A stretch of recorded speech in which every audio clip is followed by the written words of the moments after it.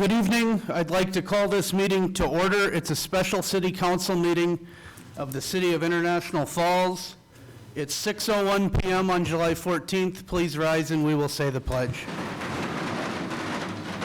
I pledge allegiance to the flag of the United States of America and to the republic for which it stands, one nation, under God, indivisible, with liberty and justice for all.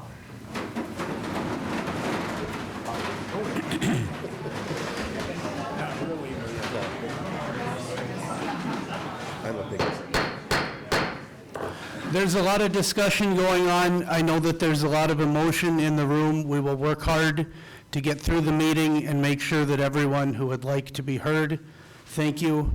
Please note for roll call that all members of the council are present for this evening's meeting, excuse me. I'd like to clarify something.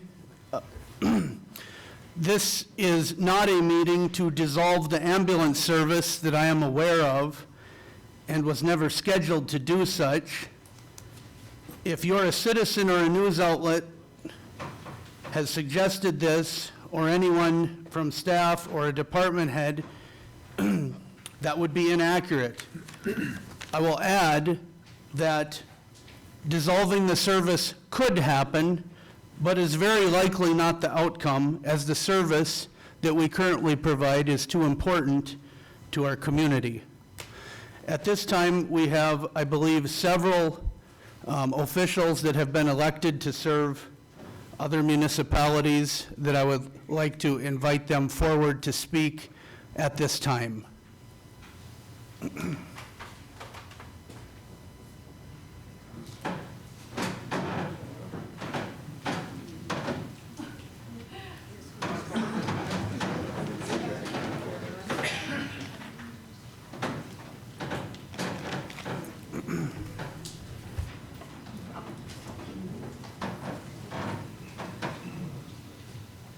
Anywhere?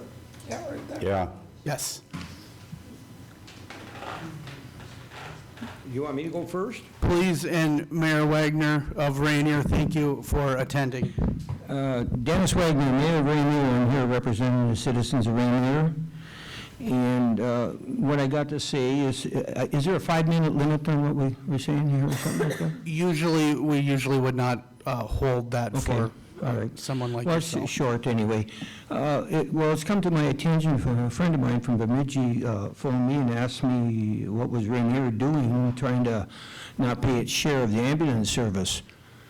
And I said, well, that's not quite accurate. The City Council of Rainier has discussed this in depth quite often and with a lot of research into it. And our position on this particular item here or issue, because the taxing district was proposed to us, and our take on that was that the City of International Falls, who operates, as we know, operates the ambulance district, includes Rainier, also part of Cooch County, St. Louis County, such and such. But years ago, when our Speaker of the House, Irv Anderson, and Governor Rudy Perpich, Dave Tomasoni, Tom Bach, and Doug Johnson from Cook got together and they formed a bill called LGA, Local Government Aid. And I've talked in depth to Tom Bach about this, and years ago I talked to Irv about this.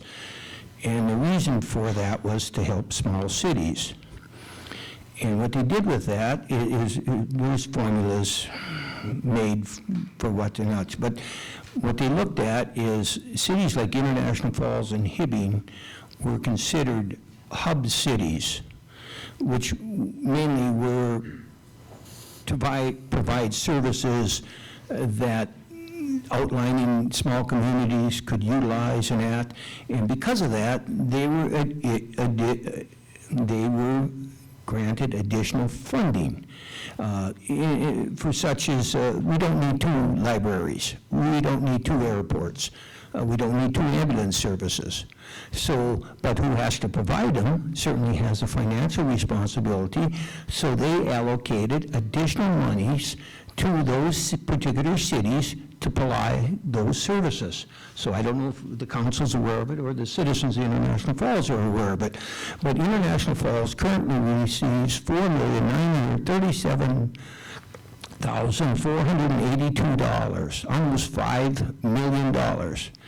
In respect, Rainier receives $68,000. And the idea is, well, why do they get so much and we get so little? It's 9 times per capita which each person gets. Well, they have to pay for the airport. They have to pay for the ambulance. They have to pay for the library. Those are your main expenditures. And what the legislators did at that time, they said, well, not every city has an airport, not every city has libraries, they have pools, they have hockey hall of fames, things like that. So what they did is they said, we'll just put this money, give it to the city in their general funds, and let them disperse it to wherever they need it.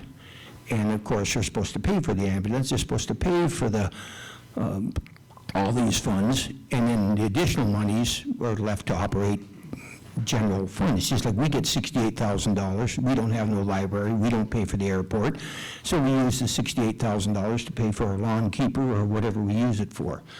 You guys have, the City of International Falls, if you would have paid your ambulance bill, and I'm not correct on this, but your budget is about 1.6 million, something like that, and you spend about $350,000 to $400,000 for the library, and airport, you spend another, $300,000 on. So it's less than $2.5 million. So you spend less than $2.5 million on the services that these people, our legislators, when they gave you that money or the formula, said, well, that's what they'll provide that, but then they still got the $2.5 million to,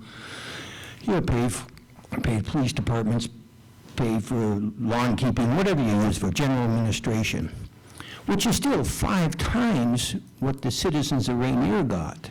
So this idea that Rainier is not paying their share for the airport, I had the same argument years ago with June Jackson. You've been paid for it. You've been given the money from the state in advance. And what you did with it, it's in the general fund, I don't know, but I know you were supposed to pay these bills, and instead you must have used it elsewhere if you run in a deficit in the ambulance funds. And so I just want to make clear that we're not against the ambulance service for certain, and I've been an advocate. I've bent over backwards with Hochschild trying to, advocate for some kind of a taxing district or some kind of relief for the city of all these cities that are having issues. But the real issue is they've been given the money for it. It's like been given money to take your kids out to dinner with, and you must have spent it on beer. Because now you're asking the kids to pay for it. We're not going to. The city of Rainier said, you've been given the money, and so use it wisely, and you didn't. So I don't want to let everybody know that Rainier is not paying their share. The state paid it for us, okay? And that's my position on this. And I'd like to say, I do have some ideas for the city, how I think that maybe they could help on some of their budgetary items, but I don't want to bring it up at a public. I'd be glad to meet with the council and the mayor and give you some ideas and let you think, take them for what they're worth. But I do have some ideas what I think could help some of your budgetary problems. That's all I have to say, and I just want to make it clear that Rainier supports these districts and all these services, but let's make it clear that we've paid our share. Our share has been paid for us, and we're not freeloaders. Thank you. Thank you, Mayor. At this time, if there are any other elected officers from a political subdivision that would like to come forward and speak.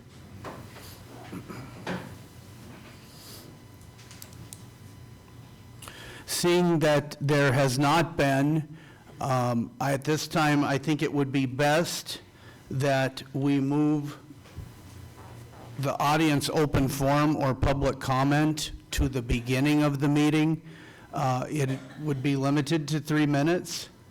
Excuse me? I think that would not be a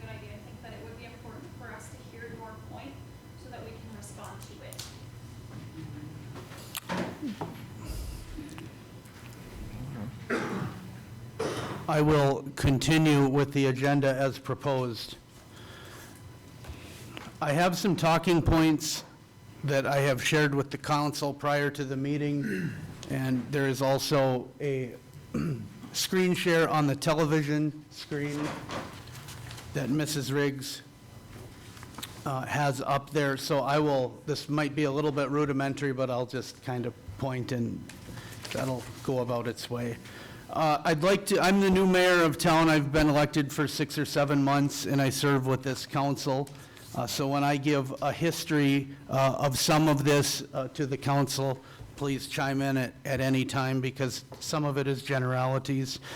A brief history of the service, to my recollection, was that the hospital had the service and provided that service for some time. There was an issue with providing the service at the hospital, and at that time, the certificate to provide the ambulance service was taken over by the city of International Falls, and then the move much later on to what we currently offer, which is part-time advanced life support service. In the beginning, a BLS ambulance model with EMT teams was used, and this was a profitable model for the city. It was sold to the community as a way to buy down the cost of service and have fantastic fire and ambulance coverage at a very reasonable cost. I believe around 2012, the service went to an ALS-based model in which, to the best of our knowledge, Fire and EMS Chief at the time, Jerry Jensen, approached the Koochiching County Board Chairman Wade Pavlik about a special taxing district to support the service. The Koochiching County Board declined. There was also a study done of some sort that indicated what may be the outcomes of providing greater service at that time. Almost immediately, the service went from running in the black to the red, the accumulated fund balance deficit of the ambulance service. In approximately the 2017-2018 timeframe, and we have some former city councilors here as well that were involved in that process, the International Falls City Council petitioned the Koochiching County Board to provide an emergency taxing district for EMS service. After talks of a year or two, it fell apart and nothing was accomplished. The city of Rainier declined and adopted a council resolution stating such that they would not participate.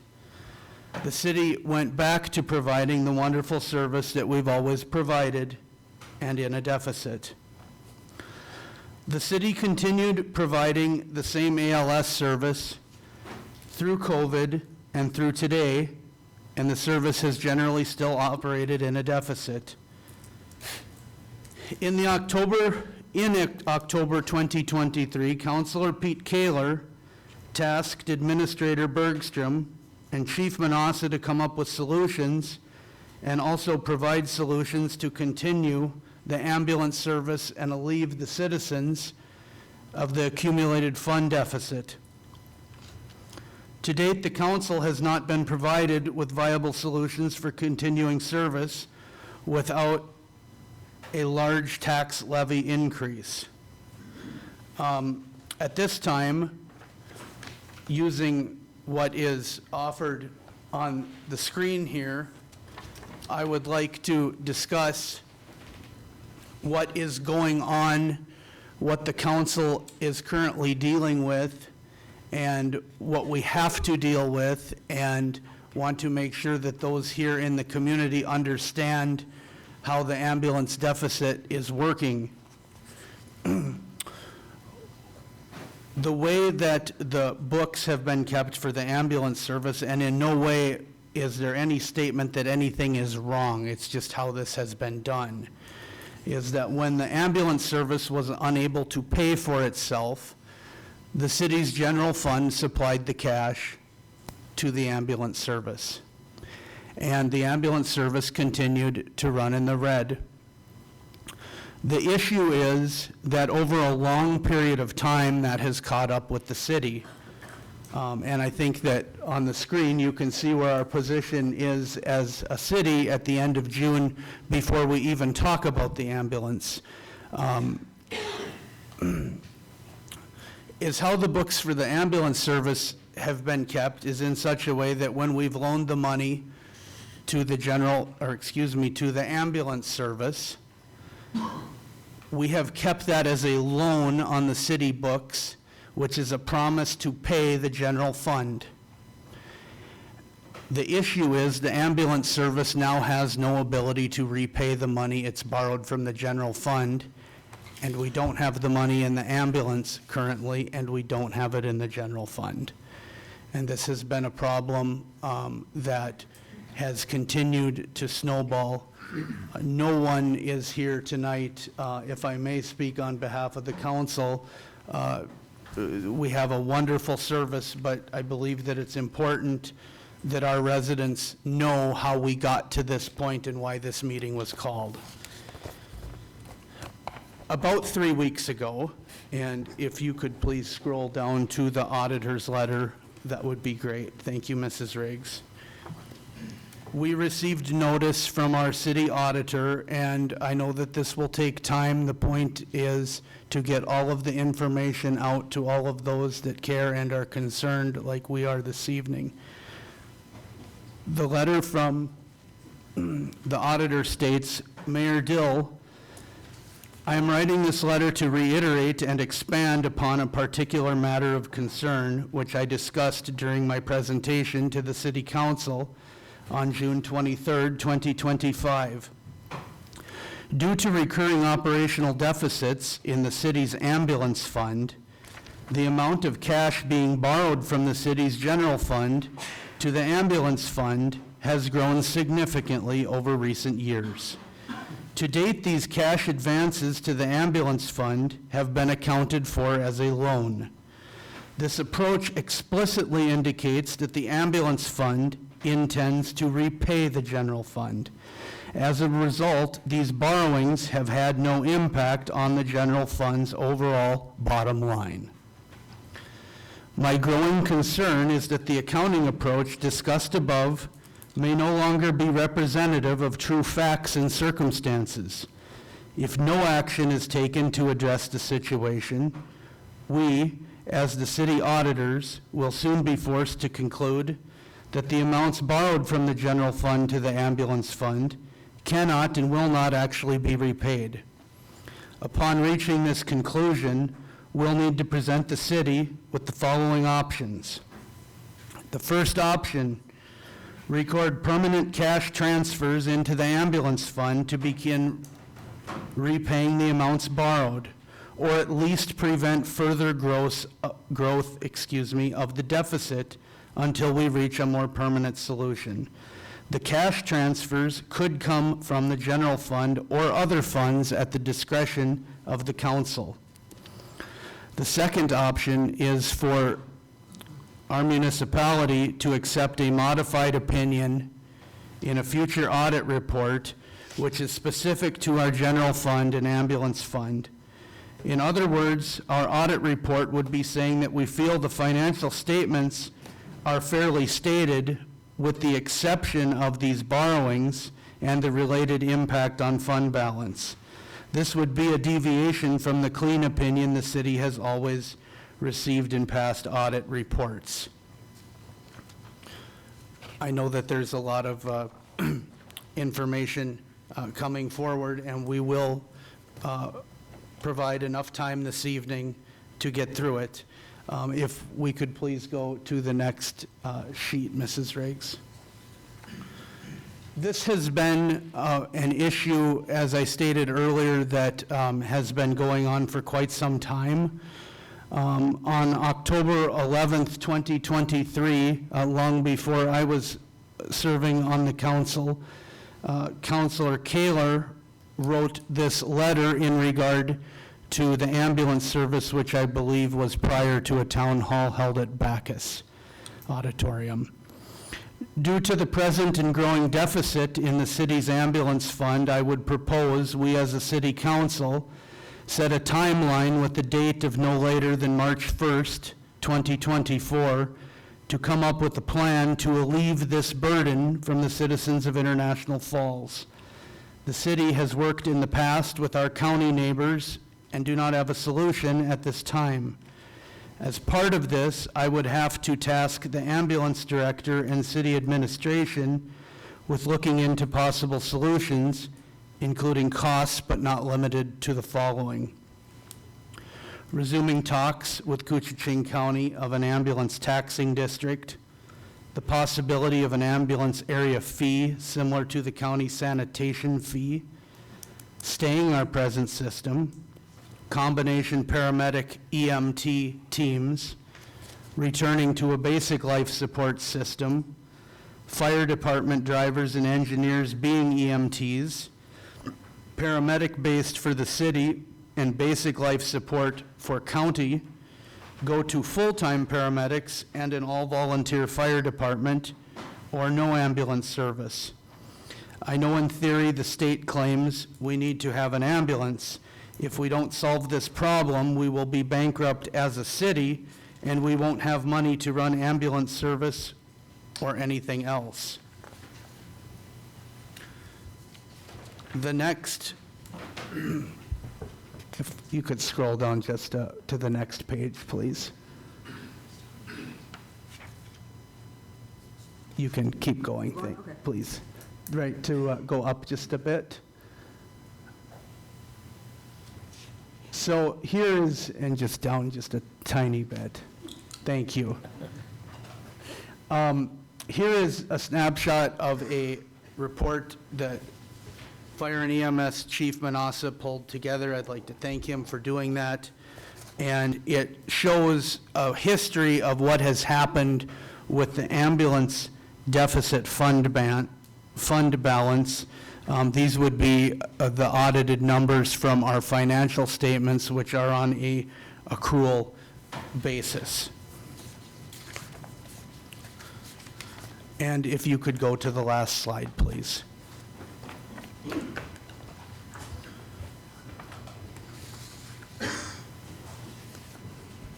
It probably is at the very, very bottom. There's a blank page. A blank page, okay. Here we go. That one? Correct. So currently, we have a part-time advanced life support service, and I pulled together, this is my own work, so feel free to beat it up, do whatever any of us need to do. The reason for it is to give an idea where we're at if we continue with that service. And basically, to continue with the service, we are at a point where the deficit, the debt that we're holding that the ambulance service has to pay back to the general fund, we have no capability to do that. We also don't have much money, if any, as you saw in our city's general fund, to pay for anything.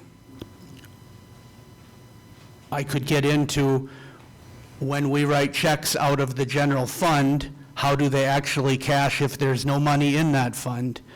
I'm not going to address that.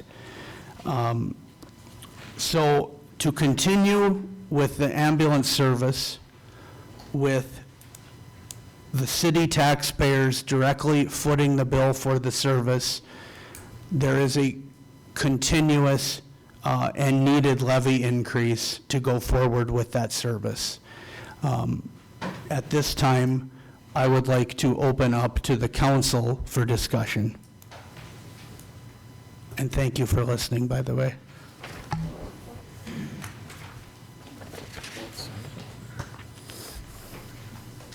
Councilor Wagner. Administrator Bergstrom, could you go over our LGA and why that money is not used for the ambulance? Well, I can speak to that. When I looked into the LGA, when Mr. Wagner was asking me that same question when we started meeting in February and March of 2021, nowhere in the documentation regarding our LGA does it state that we're required to use it for the ambulance service. And so over the years, that has just not been the practice of the city. And it's not an essential service, correct? It is not an essential service according to the state of Minnesota. That is correct. Thank you. And that's what LGA is intended for, essential services? No, that's not true. That's why I'm asking. I wasn't sure. I can address that if I can, and maybe ask Other- clarity to this. Otherwise, I- Well, I could provide clarity over the mayor. Sir, not at this time. Mayor Wagner, actually, I don't need to hear from you at this time for the reason that I would like to keep the discussion germane to the city affairs. And the reason that I'm doing that is it is not an easy decision. The reason that I'm keeping that germane is to the subject. We still have neighbors, we live in the county, and we want them to participate in this. We want to continue ALS service. If folks are here and they think that any counselor doesn't want to continue that service, I would have a hard time believing that. The ALS service is wonderful. So irregardless of what happens and who participates, the problem that I see as your mayor is that this issue has never been resolved. And if we can't get to that or make cuts or to make big levy increases or get a taxing district, if we go bankrupt over any problem, we don't have ambulance service or anything else, which is exactly what Councilor Kaler pointed out. Oh, I'd like to see us continue to work to try to get a taxing district with the county, with the city of Rainier, St. Louis County. I believe that's the best way, and I just think we got one of the best ambulance services in the state of Minnesota. And I was just told that today by a physician assistant that's up here and back and forth. That ambulance service has saved thousands of lives. And the ALS, I want to keep it. But I also know the cost. But I want to give it a good fight to try to get a taxing district yet. And I'd like to sit down with Mayor Dennis Wagner and the county commissioners. And I'd like to give it a good shot because I believe we got to keep trying at it. So. Thank you, Counselor. Counselor Kaler? No, I agree on everything you said. The outcome, if the city,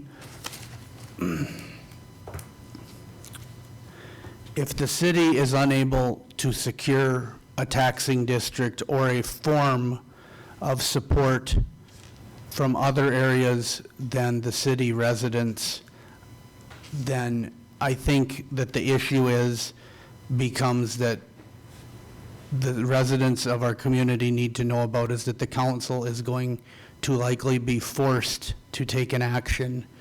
The most logical option is, in that situation, maybe the hardest option, which would be go back to a basic life support service that we had 12, 13, 14 years ago.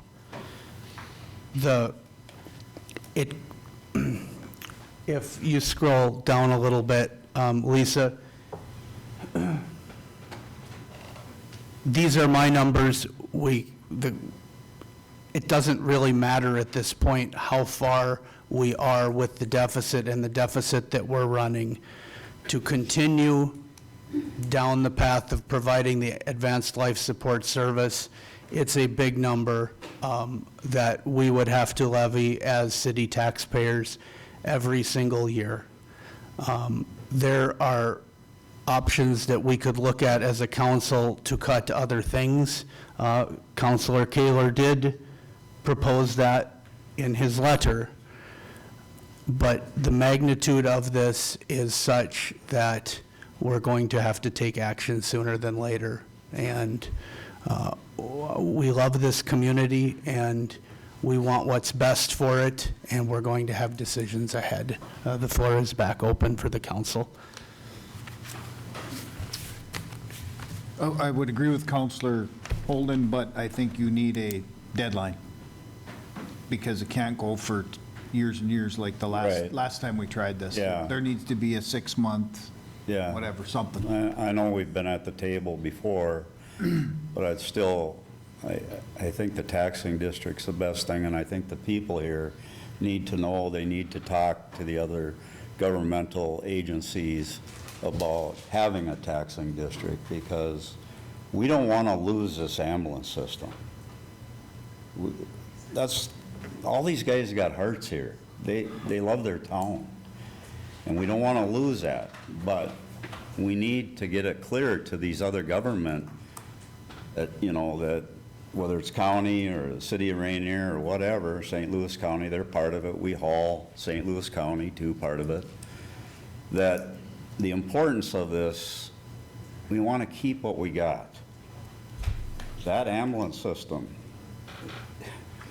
it's one of the best in the state, there's no question.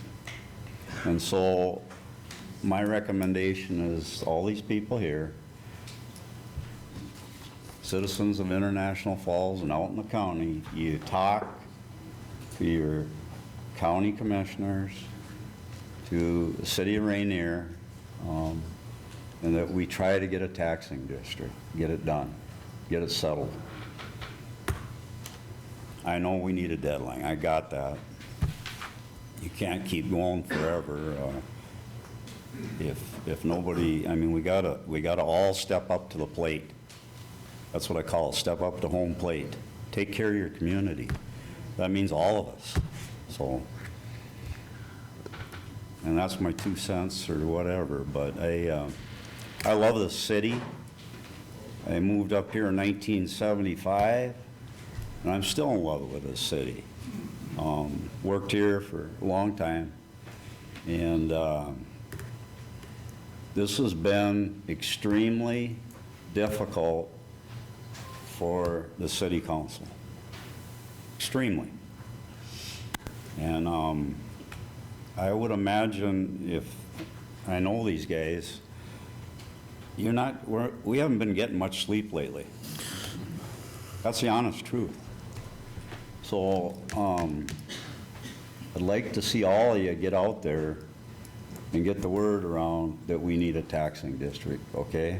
I mean, I just believe in being honest about it. We need it, so. Thank you, Counselor. Counselor Buller, please.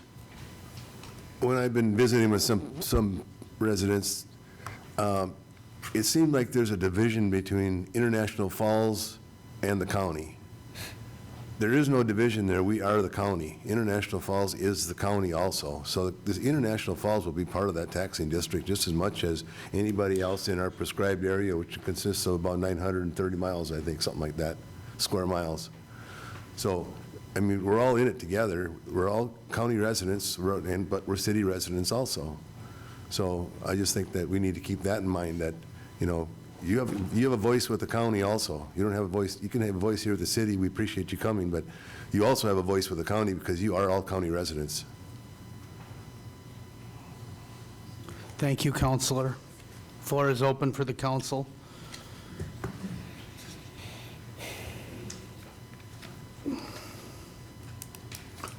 I would set a deadline of, at the end of the year, that's 6 months, like Mr. Wagner suggested, before we have to make a decision. That should be ample time to at least get some talks and get some things in motion, if something can be figured out, whatever that may be. Is that a motion or a discussion point? It can be either one, it'll be a motion. Counselor Kaler has proposed a main motion to set a deadline. We have a second for that by Counselor Buller. To be clear, because of the magnitude of this meeting, I would like to restate the motion. which I believe was to set a deadline by the end of the year, December 31st. December 31st, and that would be on going, if we had to go back to basic life support. Yeah, if we can't find a solution to what we have right now, the issue we're in. Is there support, or, excuse me, Counselor Buller, so the floor is still open for discussion now that we have our motions? I think it's good that we have that meeting, but we got to have something that, what are we planning to do in between this time and the end of the year? Are we going to get back together with the, like we had the steering committee before, with the county, and try to meet at least monthly? Because if we do get a taxing district, that has to be in, I think, by June, doesn't it? End of June for next year? For the legislature, I believe the moratorium on taxing districts is up at the end of the year. And if there was such a thing that came along, I'm sure it could be rectified with something such as a MOU or a letter of intent of what the thoughts or the intent of the parties would be to form it. What are we going to do to include the other parties with it so we can get a meeting going again? I mean, I think there were some good things going at our last meeting because I was part of that committee, and one of the plans were to, we had the county recorder, we got 935 square miles of prescribed area that we are supposed to have an ambulance for. The state prescribes that. We had them look up in that whole area, how many parcels are there that have a building that's worth more than $10,000? How many parcels are there with that building over $10,000? And then with that, we went and figured out what it would take to help with this deficit. And we were getting to the point where we had it pretty well figured out till it fell apart, but we were right at about $60 to $70 a year per parcel to continue the service we have. That might be changed now, it's been a couple of years, but it's still, that was something that was kind of mirrored with the rural fire fees. And Thank you, Counselor. And I would like to add, as we continue to discuss,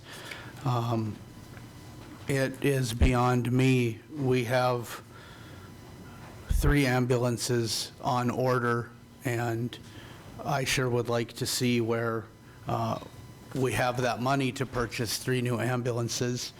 And certainly the way that the books are being kept for the service is, looking at this, that the money would have to come back from the general fund, which is where we're having our biggest struggle, because as I stated earlier, we lent all the money, or a good portion of money, from the general fund to the ambulance fund. And in no way, this service has been kept going at this wonderful service.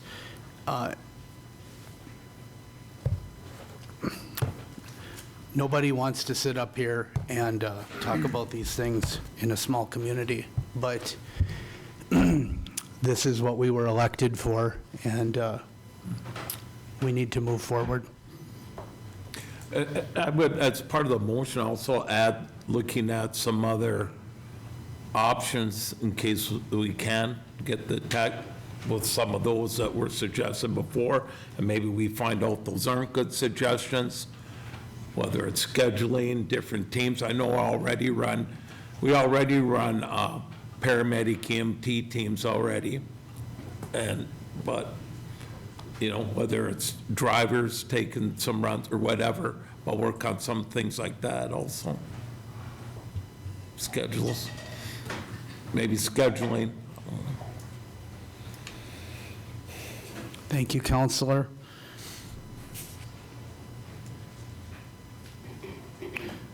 At this point, is there further discussion amongst the council? Counselor Wagner, please. I agree with Counselor Kaler. I think all things on the sheet are open. I think BLS is the beginning of it, and then we go from there, depending on what happens. And I would suggest that if you guys are inclined, Counselor Holden and yourself would be part of the talks with the county. Yeah, I'd like to be on there. I don't think you need all of us. Well, I mean, I'd like to be on there, but I don't want to drive one of you guys off of there either. I mean, No, I'm good, fine with that. Fine, too. If you're okay. I am amenable to that, and at this point, to stay germane to the topics, is what I would like to do is go ahead and call the question on the main motion, and then we'll move on and do the business that we need to do. So, question? Aye. aye. Aye. Aye. I'll vote yes. That motion carries 5-0 or unanimously. Thank you. The next motion that I would request is that we do set up a committee, as Counselor Wagner requested of Counselor Kaler and Counselor, No. You, Counselor Holden. myself and Counselor Holden, excuse me, and to reach out to all political subdivisions that a district could affect, in which then I would also, let's go ahead and, is there a motion to approve the formation of that committee? I so move. We have a motion by Second. Councilors Buller and Wagner. Discussion? Both of you agree that that's the, Well, like I said, I don't want to drive other ones that are on there currently, and, I mean, I want to be on there, Good. but I don't know what rate number would be right to sit down with, I know, you think 2, 3? it's a new committee, so you're not I'd driving love to anything. I'd you're love to good. sit down and, Nobody's leaving. And we can amend it if we need to. Yeah. Can't do 3 anyway. We would just need to work on postings, which we're good at. Question? Aye. aye. Aye. Aye. I'll vote yes. Motion is approved unanimously. Thank you. And last but not least, I also think it would be a good idea that every Monday, there is a special council meeting of the council of a whole where an update is brought forward by all parties involved with the service, being Chief Manassa, Administrator Bergstrom, Finance Officer Rudd, and that will give us an opportunity to review the ambulance service weekly, and hope springs eternal. Is there something that we can do to continue on with it? And the meetings may last until midnight, they may last a half hour, but I want to reiterate a commitment to this service. What time would you like those to be noticed for? No time but directly after committee of the whole or regular scheduled city council meetings, and recurring until such a time that it is not needed. Thank you. Sorry, so the Monday that there is no meetings, do you still want that meeting? I would say at this point, yes. So then it would be So then what- 5:30? So what time would you like it on the 4th or 5th Mondays of those months? 5:30. 5:30? And we'll now see if there is support for that idea amongst the council. I'll move. There's a motion by Councilor Kaler to approve, I'll second. second by Councilor Buller. Discussion. Question. Aye. Aye. Aye. Aye. I'll vote yes. We will meet weekly on the subject. Thank you. At this time, is there any other business to be discussed pursuant to new business on the agenda amongst the council? Seeing no further business, we would certainly, I know there is many people here that would like to speak. We are going to give them the opportunity. It will be open for 3 minutes. And please, in the respect of the community, We are anticipating that many of the comments may be of the same nature, so we would like to limit that, but we certainly want to get a chance that anybody that has something to say and get on the record, please do so. With that, the floor is now open. We have Mrs., excuse me, Mrs. Ragnerud is going to come forward as first. She's been signaling me, so I would like to extend that to her. Thank you, Mrs. Ragnerud.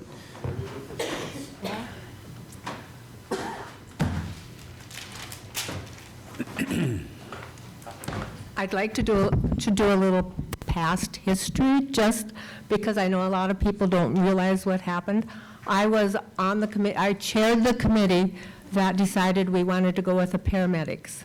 We decided to do that because of the distance we are from a tertiary hospital, and we thought we would save lives, and I feel that we've saved thousands of lives. So I would really hope, and I know we may be forced to, that we don't go back down to the EMS service.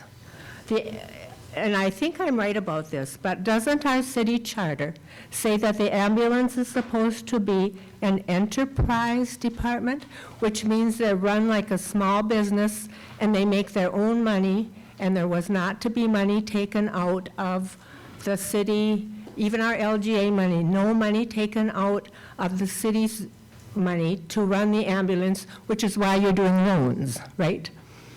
I don't think a lot of people realize that that's how the ambulance is set up. But it's never going to work that way, because it's not possible with Medicaid and Medicare and the rest of our reimbursements. It's just not going to work. It doesn't work for us, and it doesn't work for any other rural ambulance in the state of Minnesota. So Representative Hauschild has, I think, $8.2 million. Do we know what our portion of that is going to be? Do we have any idea? For the coming year, from the new legislation? From the new legislation. I don't believe we do it. Chief, have you heard an update? I can answer that. So after fiscal year 2026, we will have to submit a report to the state. All ambulance services that submit a report on, this is the operating deficit bill, so there was 4 bills passed this legislative session. Of all the ambulance services that turn in a report and verify their losses, the $8.2 million will be divided amongst them. So roughly a good chunk that you can use for that is ambulance services under 5,000 runs. You might be able to divide that between about 180-ish services, 170-ish, just for a ballpark figure. So that may possibly come back to us to use to pay off the loans, possibly. If we have an ambulance taxing district, it won't be run by the city. It most likely will be 2 people, maybe from the city, 2 from the county, 1 from Rainier, and they would make the choices of what's happening. Wouldn't they make the decision about when we buy a new ambulance? It would, and my personal opinion is that every person that is possibly use that ambulance be part of the solution. And the only way that I can see, from my own experience, would be a taxing district. There's no other way to get the money, and it wouldn't, if it was divided to everybody and we go all the way to Ash Lake with our runs, it wouldn't even be that much per household. But I cannot see any way that we can continue down this path. People are worried about the city's financial, and I am, and you are. So I just made a couple notes, just trying to look back on what was happening when we did it. Mrs. Ragnerud? Yep. Because of your knowledge of the history and your previous position to the council, would you allow her to continue? Oh, I'm over my 3 minutes Thank already, you. right? Well, I would say if you receive the service, you need to be part of the solution. We're never going to make it on Medicare and Medicaid, and the people who, we have a large population in our town who are low income, and when we make a run, sometimes we don't get paid at all. and we eat those services. So it's not that the ambulance is being run poorly, it's the way the system is set up that no ambulance in a rural community is ever going to be successful unless, and I know some of the cities have already done taxing districts. I want to see our employees of the ambulance have a fair wage. Our paramedics are very well-trained, and I believe I agree with Mike Holden that we have a wonderful service. Let's see. I know there's some concerns about that you ordered 3 new ambulances, but I don't know that people realize, because of where we are, that sometimes our ambulances are on the road every single day. And when they get to so many hundreds of thousands of miles, right, Adam? And they start having large repair bills, it's time to get a new ambulance. And I'm sure that decision is made very carefully and very frugally because they are very, very expensive. So I think I've said everything I have. Thank you for letting me talk. Thank you. Thank you.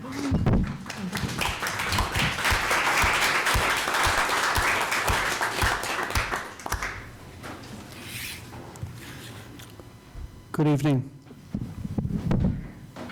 Hi, Rhonda Benedicts, 909 6th Street. So last city council meeting, I asked a question. It was my understanding that the ambulance is not transferring patients to other hospitals in other towns. And you said you weren't going to answer the question, you were going to wait till our special meeting. So here I am again. Well, excuse me. We certainly are not providing the ALS service that we had because we have 4 paramedics and not 6. One of the interesting things about that is that there is a law in ambulance speak at the state level that when we get a call for a transfer, that we have a certain amount of time to provide it. And so if we're not Johnny on the spot over there because we don't have the staff or the paramedics or the EMTs, then somebody else can go pick up the call. So here's an interesting point that I'd like to make is that if the Rainy Lake Medical Center Hospital calls the ambulance garage over here or calls dispatch and we can't do the transfer in an expedient manner, and let's say that Little Fork ambulance, which I believe is a BLS service, comes to do the transfer. They're part of a taxing district. So there's a lot of ins and outs, but one thing I would point out is that, and I'm looking at Chief Manassa, we're not doing the number of transfers that we were locally. I think it's down a little bit, but those numbers are reported monthly in the council report And in the packet. I think I don't have it in front of me, I think we did 33 last month, I think was the number. correct, that's So what I. transferring to Duluth, transferring to Wherever, Bemidji, yeah. Hibbing. And I mean, this is generalities, but so last summer, long before I was on the city council, when did we go from 6 paramedics to 5? Obviously, we now have 4. I don't remember the exact time frame on that, I think it was December of '23. So have I at least partially answered your question? Sure. So that's when you see all the helicopters that started last summer. A lot of them, yes. So last summer, 2 of our 4 that we still had on were out for long-term medical, I'll leave it at that. Personal reasons, whatever, so that we were down to 2 acting medics for the whole city for a period of about 4 months. So that's why there was no transfers. Correct? And we're down to 8 seconds, but I would also like to share that the hospital is the end beneficiary of the service, and it's just something to put in your memory bank. Thank you. I was just wondering. Thank you.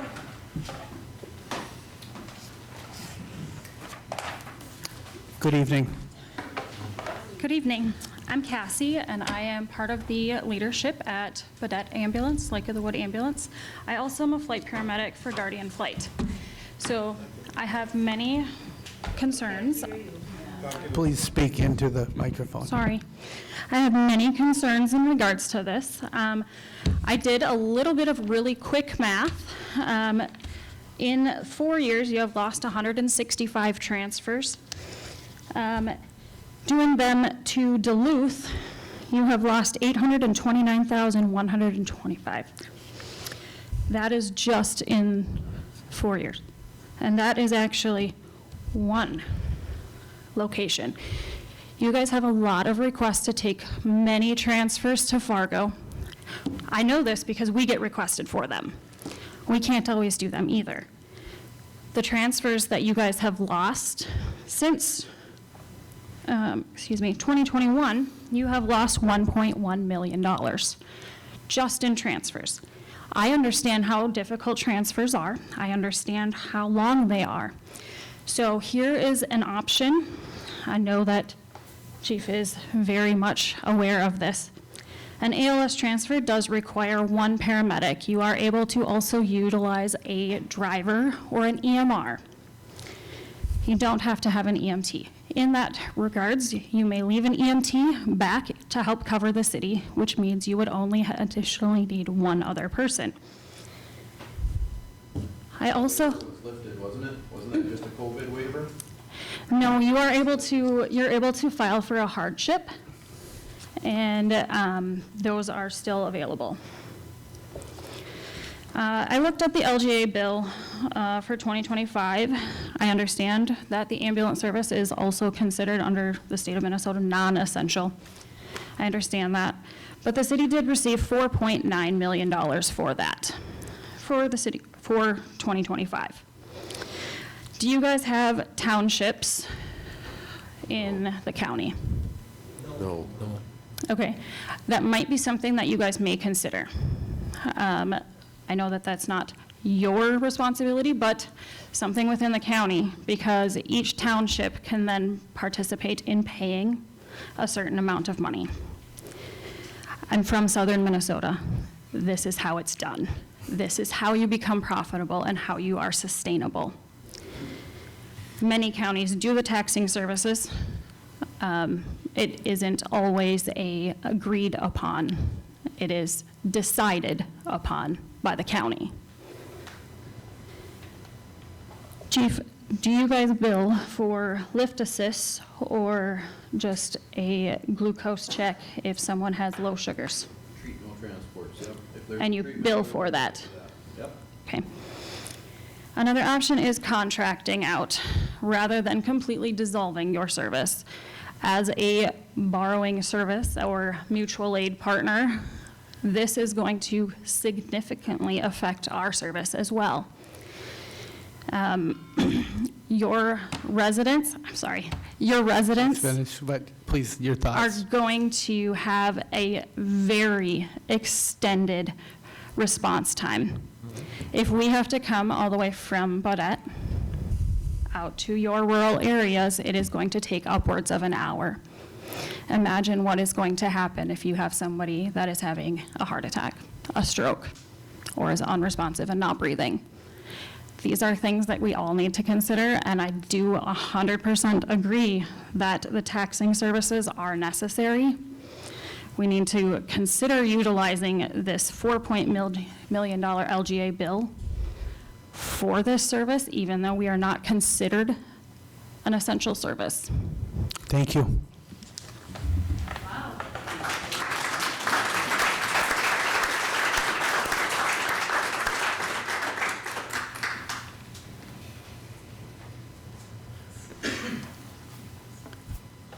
Good evening. Good evening. My name is Sarah Arch, 104 Fernwood Lane. And I am a registered nurse here in town. I do work at the hospital. I'm in my 21st year, and I just want to make it clear, I am in no way representing the hospital in any of my statements. I'm here as an individual.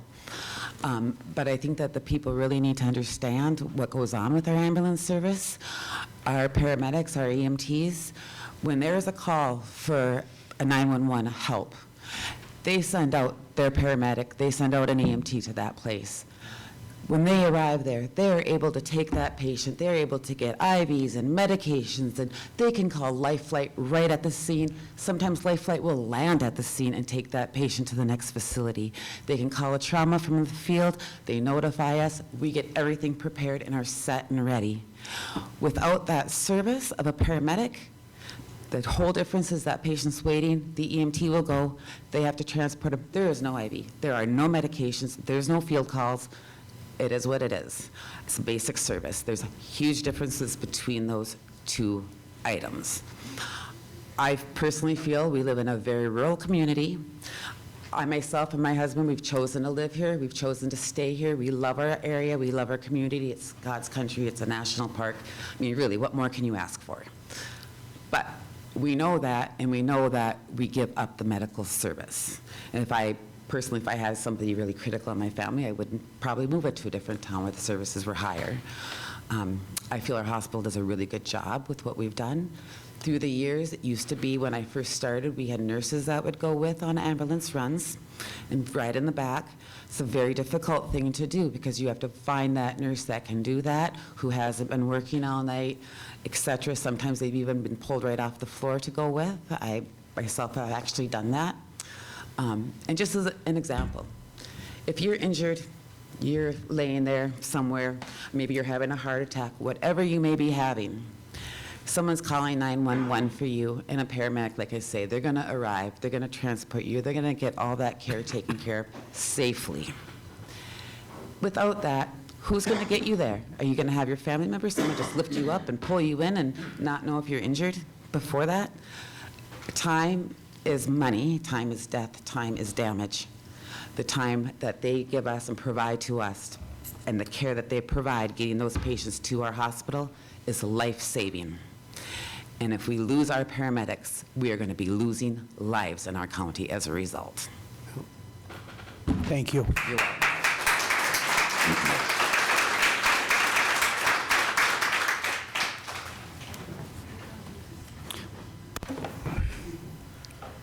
Good evening, Alan Cruz, 3077 County Road, International Falls, Minnesota. I just want to make a quick correction to something that was said earlier. LGA is not factored by city services in any facet. There's why it's not tied to any city services in terms of the requirements. It's based on your aging population. It's also based on how much of your housing, residential housing under 1940s or older, as well as your commercial and industrial property tax value. It's basically a fund to help pay when you don't have the ability to pay. As everybody said, it's $4.9 million. Anybody that is not being taxed to help pay for this service is freeloading on this service, regardless of what any mayor says from any other community. There's no incentive for the mayor of Rainier or the county to do any deal with you and the city because they have no push to do so. Withholding services is going to be the only way to get them to the table. I hate to say it. The one thing that you guys cannot do is get rid of this ALS. You cannot get rid of the service that we have. My suggestion would be is to set a budget for the city at like $12 to $14 million, lock it down, and then use the LGA funds to make things whole and handle other budgetary concerns that you have, as well as use it for other economic development issues. But the people that serve for police, for EMT, for the ambulance service, and the fire department are not essential, they're critical as a health of the community and to show that the rest of the state that this community still has the potential to grow. The reason that Medicaid is an issue, as the former counselor said, is because of the age of the population. There's work to be done to bring new jobs, new people here, but bottom line is, it's not going to happen if we go backwards in terms of the support we have. You guys have to stand 10 toes down for these guys that work hard every single day with this ambulance service and the ALS. You pay for it. You set a boundary on yourselves as the city overall, and then you figure out what else needs to be cut. But those things can't go. But make no mistake, it doesn't matter who wrote the LGA bill. It's not how the mayor described it. And that's just fact. So I implore you guys to stick with this group and find a way. I appreciate that you guys have set a deadline, but you guys are going to have to make it hurt, or they're never going to come to the table. Or else you're going to have the, oh, we're not freeloaders speech that you got at the beginning of this thing from everybody else. Thank you very much. Thank you.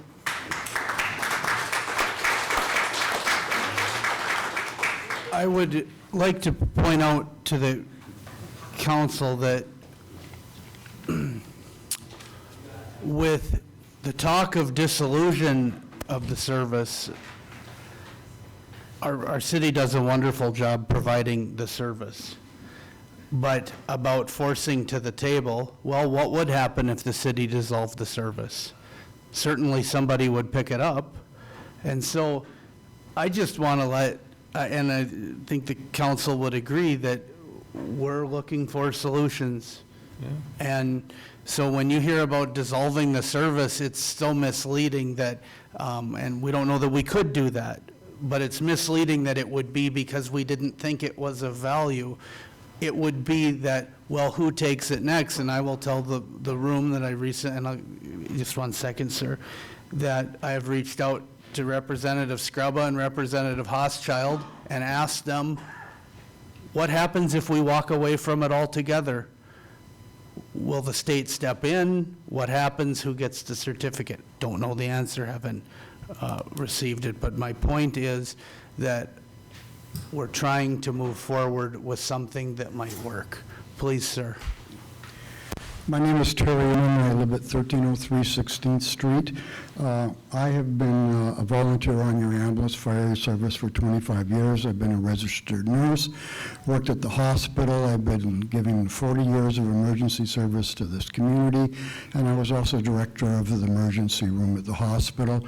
I was on the committee that brought the paramedics into the city here as well, and worked with the city council and the county for at least a 3-year period before that even came into effect. Some of the things that have happened over the 40 years are the city did not place a big emphasis on collecting their ambulance bills. People would die and 5 months later they still wouldn't have gotten a bill. City Hall did not do that. They went to an electronic system to try to collect the bills faster and get people paying, and I believe that helped out a bit. But lots of problems between Medicare, Medicaid, not being able to pay the amount of out-of-town runs and that have also brought this to a head. So it has been that way. So with the police department and the fire department, they both operate underneath the public safety operation budget here. Your fire department is using 26% of that budget, and your police department is using 64% of that budget.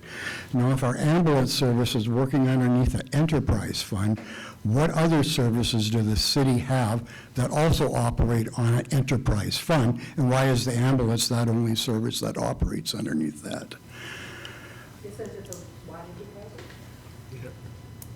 Yeah, what other services does the city have that are operating underneath an enterprise fund? The water and Water. sewer. Oh, the water and the sewer. Water and sewer. And has Okay. fees specifically generated to essentially offset the cost of providing those services. Okay. And I would add that we do have a new city charter that Councilor Kaler was intimately involved in creating it. And second, I believe, and this is a question for Betty and Emma, that the way the ambulance fund was set up when we took the BLS certificate from the hospital was as a special revenue fund and not an enterprise. And that doesn't mean much to a lot of people, but please continue. Sure. Okay. Also, the government of our state had allocated money for rural ambulance services to help beef them up. I believe International Falls was given $200,000 to do that, and I understand that's maybe just putting a Band-Aid on this service here, but I think, I would like the city to continue to support the paramedic service in our town. In my view, the paramedic service is our most important service, whether the state agrees with that or not. With that, more so than our fire department, more so than the police department and that. As a taxpayer of International Falls, I'm paying taxes towards our police department, I'm paying state taxes or county taxes for the sheriff's department. That's the duplicative services. We got the big cost of the police building, where we're putting the police in town. All that money could be used to be beefing up your ambulance service and keeping that as a priority. Also, the ambulance, the fire, sorry. Sir, we must move on, but I appreciate it. Thank you for your time. Thank you for your testimony.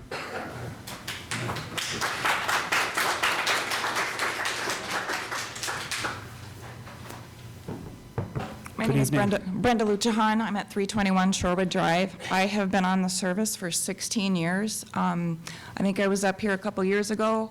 I believe all 4 counselors were here. Mayor Dill, you were not here. I did challenge all 4 of you guys to come visit us. I don't know if I've seen any of you guys down there.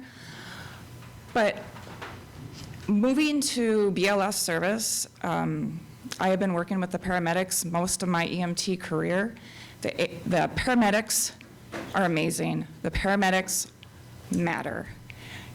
If you get rid of the paramedics, you have another problem on your hands, and I don't know if you guys are aware of this. Staffing for EMTs is not good. So you have 22 EMTs. 4 of those are engineers, EMT engineers. 6 of those people have full-time, other than the engineers, have full-time jobs.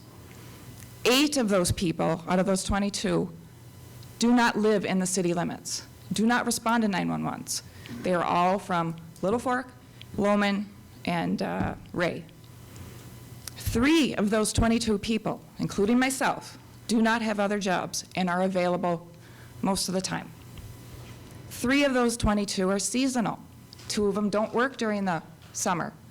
3 of them don't work during the summer. And out of those 3 people, they're included in the out-of-town people. 2 of those people are included in the out-of-town people.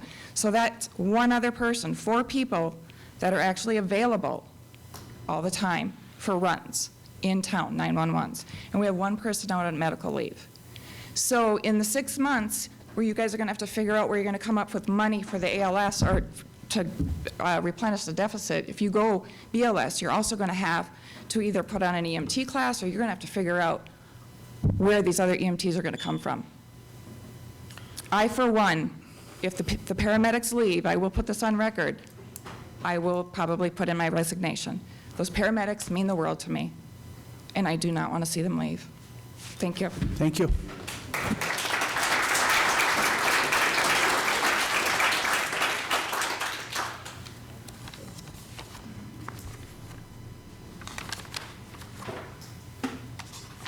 Police Chief Manassa. Thank you.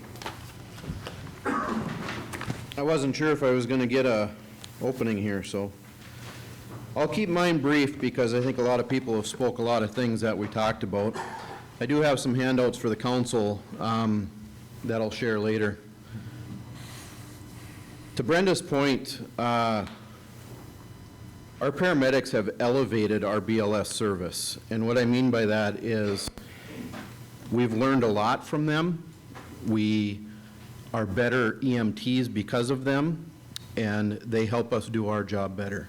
So when you do say you want to revert to a BLS service, this is not a knock on any one of our EMTs on our service. They do a great job, but they do a great job because they're educated by our paramedics, because they work in concert with the paramedics, and because they've learned from them. So I want to make that very clear. Probably the biggest other thing I want to say, if you're limiting me to the 3 minutes, is the handouts I'm going to give the council, they are the request for the taxing district, dated February 11th, 2022. Those were sent to Coochin County, St. Louis County, and the City of Rainier. When tasked with coming up with solutions to the ambulance service, these solutions were brought to the city administrator August 21st, 2020. You'll see that. They were also brought to the city council at the committee of the whole May 13th, 2024. You'll see that as well. So there were no solutions that came out of that. In the defense of the council on that, I think when we talked through the items specific to Councilor Kaler's letter, I think we identified that some of these things we're already doing. And then we also talked through the costs and the scenarios otherwise. So at the end of the day, I think the biggest problem we have is we have a great service, and it does cost us money, and we do need somebody to share in that expense, or we need to figure out how to fund it. I don't think it's because of a lack of effort on anybody on the city side, and I think we're all willing to work to try and figure that out. But if we don't get somebody to come to the table, then you, the council, has to figure out what we're going to do. I think you're going to hear a lot of public input in the next coming weeks as we go through this. I hope it's supportive of the service, because we do run a great service. But the biggest question at the end of the day is, what's the plan? If we don't do it, who do you have to do it? There needs to be a smooth continuity of service. So if we don't have somebody in 6 months' time, I understand you're going to ask a question, Mayor, but if we don't have somebody and we can't fund that and we cut back, who are you going to get to do it? So that's what we need to figure out.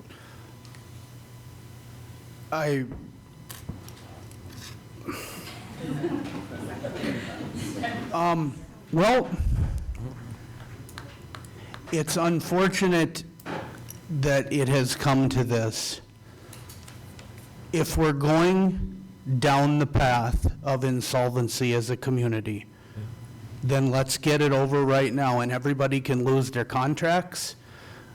We'll get to start again, and we won't have 56 people on the payroll working at the city. We'll start with the budget, and we'll have to balance our books as the city, because we won't be allowed to do this again. And it isn't even that statement about the ambulance service, but as what I'm hearing is that you're advocating for it, and you have every right to. I would hope that you would. So how are we going to do that? And the ask to that is as follows, is that this council has to dramatically increase taxes. And we can do that. Mayor Droba went to the legislature and spoke with Senator Hochschild and Representative Scrubba. They have confirmed that when he went to the state and said, how do we fix this? They said, raise your tax levy. We can do that. So that is an option. But we also have a responsibility that if the city is going to own the service and run this deficit, are we going to double people's property taxes every 3 or 4 years? So something has got to get cut. And it has to be a lot of things, and that means we're going to go without other services, and we can do that. And I think that the point of the meeting was to get the information out there as to where this is at today, and we're here to advocate for this level of service, I believe, and hopefully get some support with the service. The other thing, back to dissolving the certificate.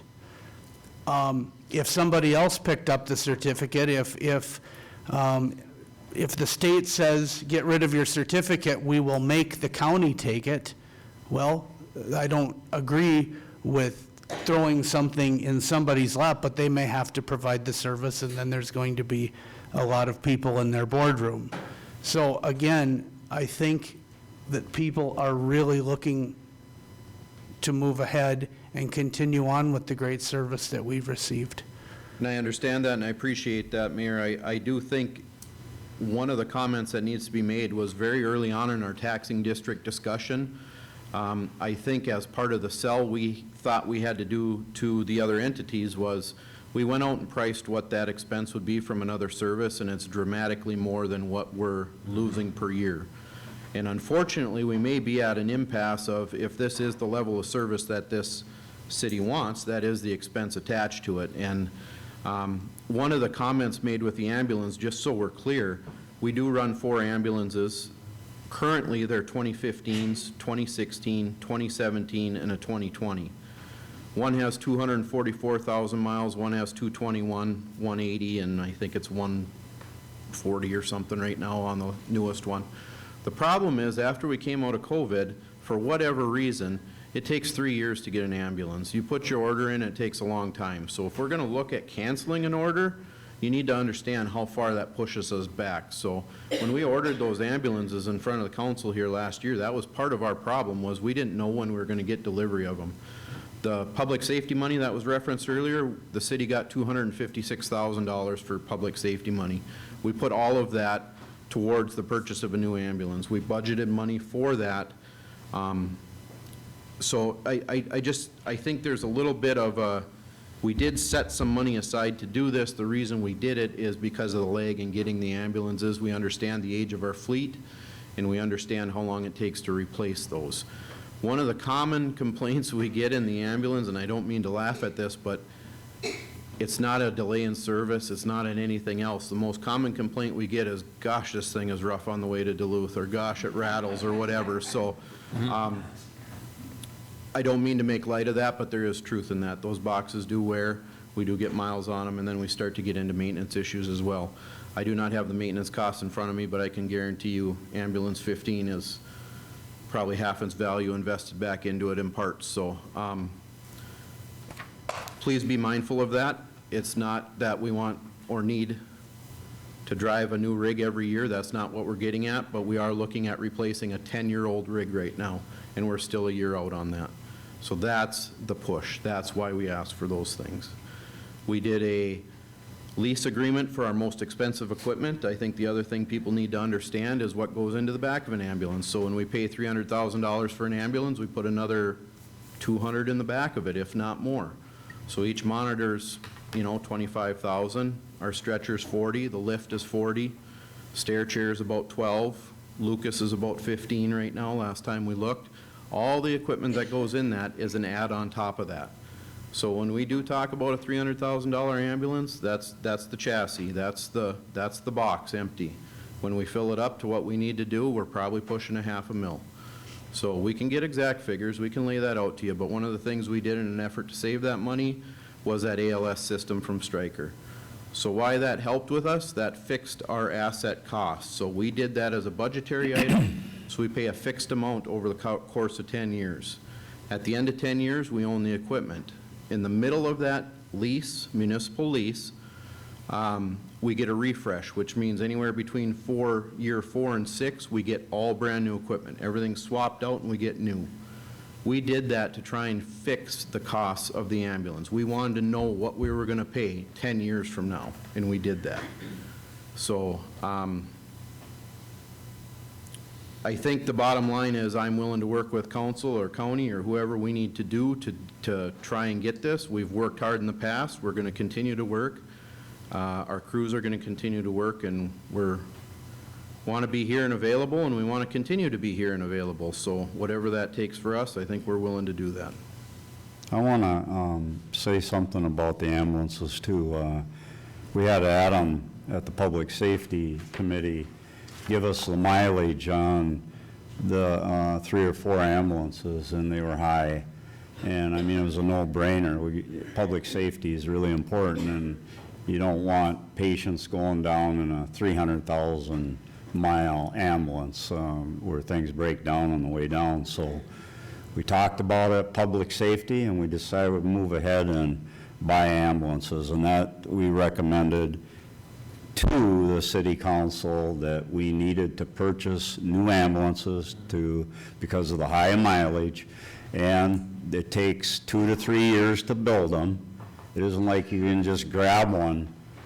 We were in a need to do that. Now, it was my recommendation, Tim Wagner's on public safety, Adam, that we get those ambulances. And I couldn't see, I mean, we had to do it.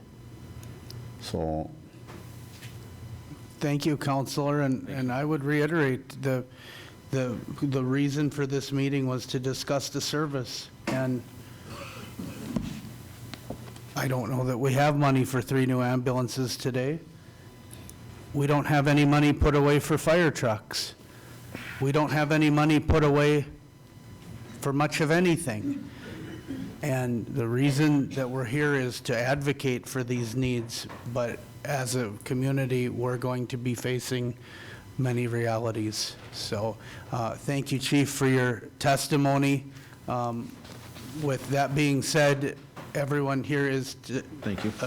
I just have a few thoughts that I kind of want to share, and some of it will be echoing what other people have said, but I think it's fair to say that city staff are in agreement. Something needs to be done about the growing deficit. That's not the argument we're making. However, I do think it's unfair to say that no solutions have been found.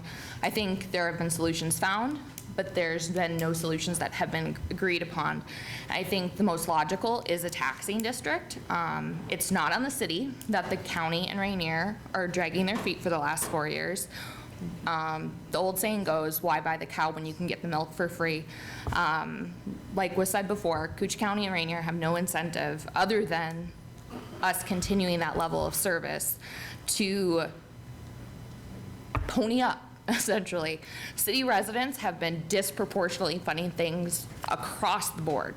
From the ambulance, they've been funding 100% of the shortfall. The airport, they're funding roughly 63% of the local share when we only occupy roughly a quarter of the net tax capacity in Coochin County. We are funding 100% of the local share of the library. City residents are getting raked over the coals.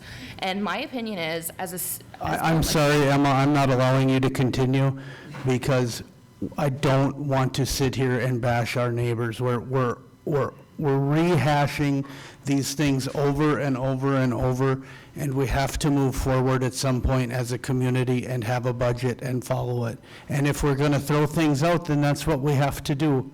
But there's so many things that have been pointed out in that the council will have to deal with. Now, at this time, I believe, please come forward, Mr. Boyle.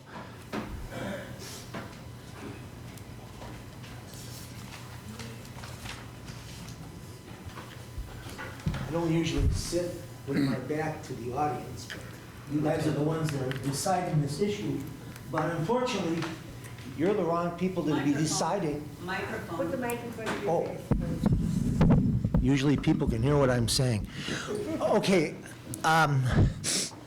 first of all, my name is Joe Boyle. I'm the former city attorney of International Falls over 12 years ago. I was the attorney for over 45 years, and I really appreciate the fact that we have a wonderful ambulance service. Twice I would have died if those people didn't serve the community, and the community is just not the boundaries of International Falls, but throughout our whole area. Now, the people that receive the service have to pay for it. And I know how this thing evolved historically. You know, in 1850, nobody had the police everywhere. And of course, in 1850, we didn't even have a city. But the reality is that we are a county that has no townships. And therefore, the county has the responsibility of setting up districts for services that are received. Now, as the city attorney in International Falls, that was a part-time position.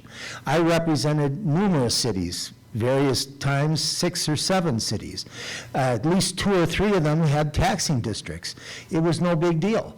Everybody who's getting the service pays for it. Now, the LGA applies throughout the state, and the LGA has absolutely nothing to do with the ambulance service. It has to do with certain formulas, and I was there when Irv Anderson came up with the idea, and also all the fellows that Mr. Mayor Wagner mentioned. I was good friends with all those fellows, but nobody said the LGA was supposed to pay ambulance, and at the time, I was a city attorney, and nobody even thought that that would be the case. It was supposed to be paying for itself. Now, I guess I'm going to go over 3 minutes, but I'd like to finish, because I do have a point to what I'm saying. The thing is that medical services has changed substantially in the last 50 years, to say the least. originally, you had an ambulance service that just brought people to the falls, and when they got to the falls, that was it. The fact is, they either died or survived, and that changed, and now we have this whole other service where it ends up where people are sent down to to various places, whether it be Duluth, Mayo, Minneapolis, whatever.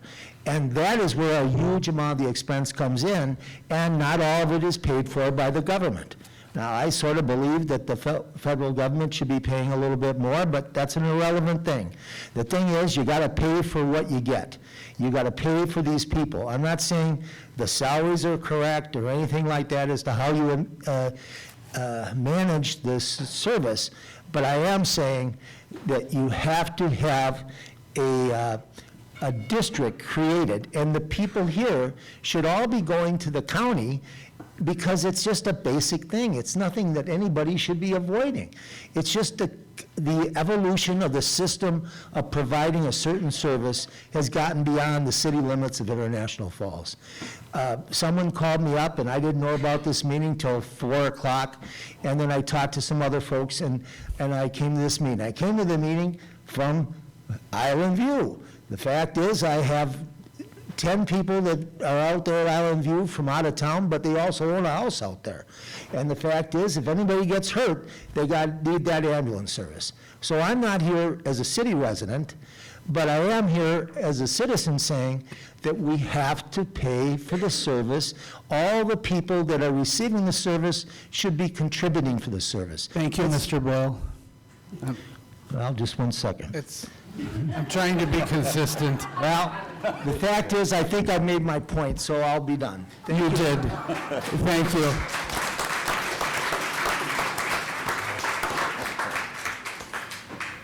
At this point, is there any other business to come before the city council? Mayor, I normally just let it go and keep my mouth shut, but I'm pretty disturbed that Emma got cut off, and I would request that she be able to finish. She is the city's financial advisor, and I think she knows the numbers better than anyone.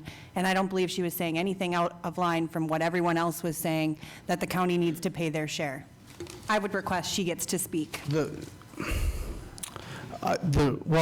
here's why that I stopped that. Because it's turning into the same thing over and over. And if we don't get an ambulance taxing district, She is a city resident too. All the other city residents got to come up and say that we need a taxing district. Emma was the only one you cut off. And she is a city employee. She works for you guys. And for her to be treated like that, I don't know why she should come back tomorrow. I always keep my mouth shut, but I can't for this one.